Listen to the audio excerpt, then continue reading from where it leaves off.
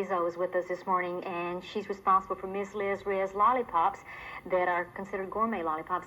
Liz, I got to ask you, though, how do you clean this pot? This is a mess. I know. It's going to be here for a year. What do you do to that? I take this and put it in hot water. Hot? Just run hot water. It takes about 15 minutes. So you have to keep it in water.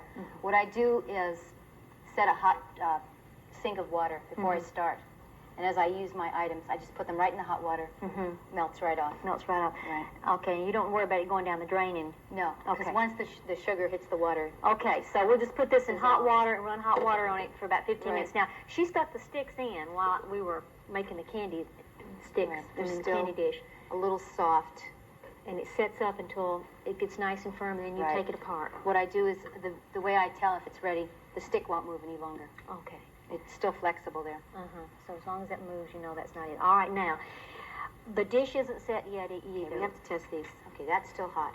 This one is fine. It has to be warm enough to the touch, okay? What I do is pick it up, like I did, very carefully. It needs to be warm. Right, and then I peel the foil back very gently, all the way around. Look at that. Now remember we sprayed this. This occasionally happens. That's okay, you can eat it. Eat your mistakes. Look at that. Well, this does happen occasionally, like I said. That's okay, Liz. Don't start crying. Well, you see, don't we're worry getting the Lay's candy dish effect there. But if it does, what she said is just pop it back in the pan, melt it, and try it again. And part of the Lay's candy dish. Yeah. Okay. What I didn't do here, I learned from my mistakes. I didn't grease the foil enough. This is to show you that. Pardon the wakiness.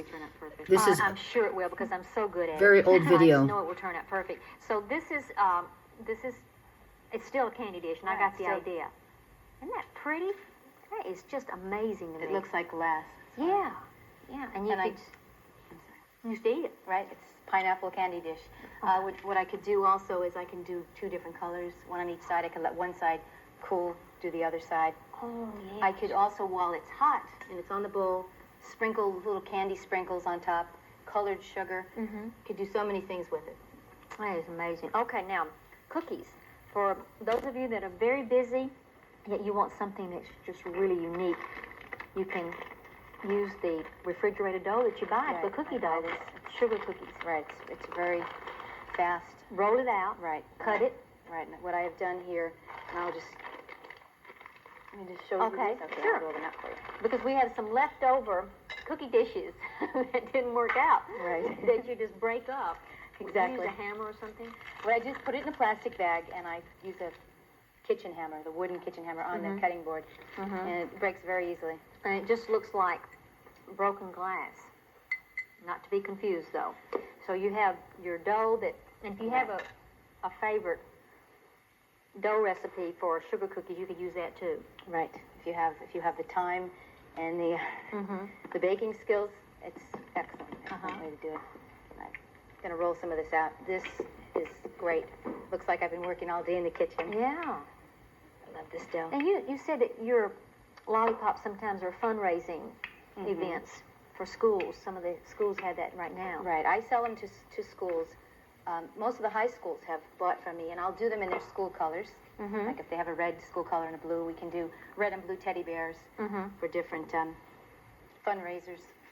Yeah, to match the school colors that they're excited about. Okay, roll your dough out, and then you can cut it any shape that you desire. And I've chosen a heart shape. I just cut several hearts. So this could be for Halloween or for Valentine's, if you might want to do this. Cut that all the way through. Right. Make sure you cut it all the way through. Because this cookie dough that comes in the package, the refrigerator dough, as soon as it cools down, it gets sticky. So, I mean, as soon as it warms up, you have to keep it cold and refrigerated. And what I like, I'm sorry. Cut two hearts. Right. Heart in the middle of a heart. Right, exactly. Now this is what this becomes. Right. Okay, so after you cut that, now, just... What I normally do is I would cut the first heart. I got a little ahead of myself here. And I would put it on the pan. Let me try another one. See how the dough is sticky? Right. But I think they understand that. Once you get it cut, then what do you do? Then I put it on the pan. Let's pretend this is a whole cookie. Then I would cut it out of here because it's easier to scoop out of here without the dough shifting shapes. Okay, put it right on the cookie sheet. Right on the cookie Then sheet. lift out the center part. And then what do you do? and then I add the colored candy. Now I sprinkle it in the middle. I'm very careful to get it right in the middle. I put twice as much as I think I'm going to need because the candy melts down and it fills up the form. And then how long will you bake this and at what temperature? These bake at 325 degrees for 8 minutes.